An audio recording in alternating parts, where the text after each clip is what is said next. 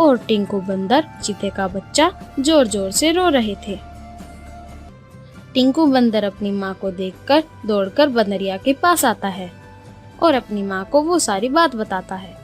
यह सुनकर बंदरिया की आंखों में आंसू आ जाते हैं और काले चीते के बेटे के पास आ जाती है और उसे कहती है, बेटा रो मत, और तुम्हारा नाम क्या है और तुम्हारी माँ कहाँ है?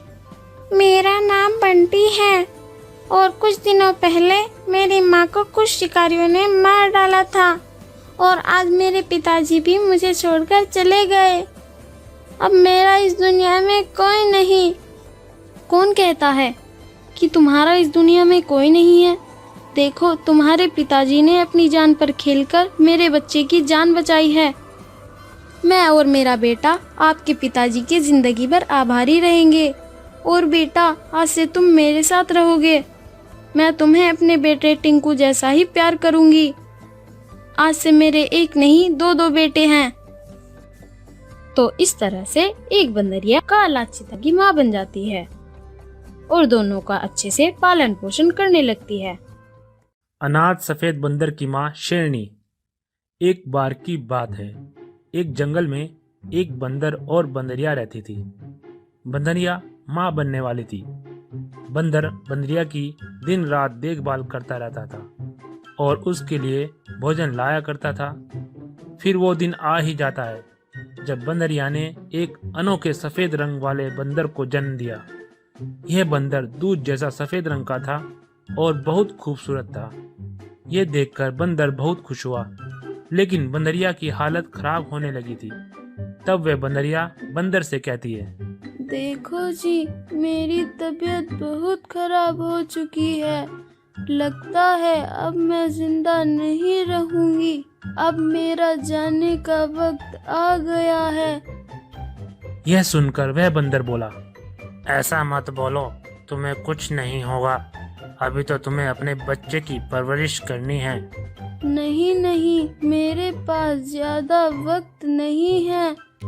हम बहुत खुशकिस्मत है जो हमें इतना प्यारा और अनोखा बेटा पैदा हुआ।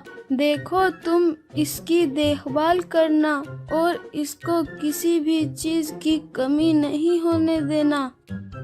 यह कहकर वह बंदरिया मर जाती है। ये देखकर बंदर बहुत रोने लगता है और अब वह बंदर अपने बच्चे की परवरिश करने लगा था।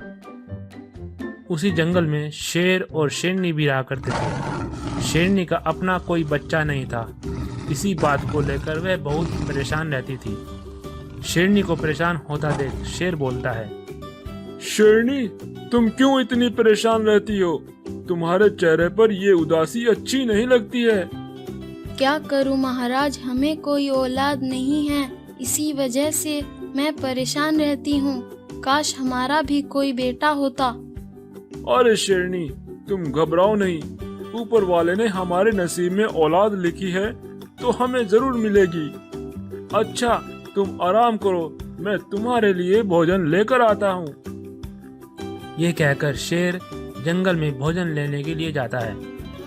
वे भोजन ढूंढते ढूंढते जंगल में बहुत आगे निकल आता है, लेकिन अचानक से वह शेर शिकारी के बिछाए हुए जाल में फंस जाता है। शेर इस जाल से निकलने की बहुत कोशिश करता है, लेकिन वह बहुत घायल हो जाता है और उस जाल से निकल नहीं पाता है। तब वह मदद के लिए पुकारता है, अरे बचाओ, मुझे बचाओ, मैं इस जाल में फंस गया हूँ, कोई है, मुझे बचाओ। तभी वहां से वह बंदर गुजर रहा था। शेर की आवाज सुनकर वह बंदर शेर के